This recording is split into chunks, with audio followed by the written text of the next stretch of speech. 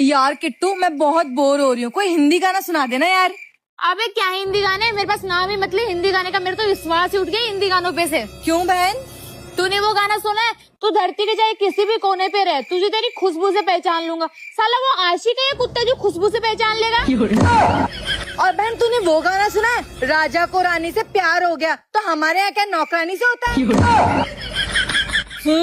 और बहन तूने वो गाना सुना है, 7 समुद्र पार में तेरे पीछे पीछे आ गई, समुद्र में रास्ता बनवाने उसका बाप गया था। और बहन तूने वो गाना सुना है, लड़की कमाल की रे अखियों से गोली मारे। जब लड़कियां अखियों से गोली मार रही है तो बॉर्डर पर सैनिकों की क्या जरूरत है? 3-4 लड़कियां भेज के पूरे पाकिस्तान को ऐसे ही उड़वा दे।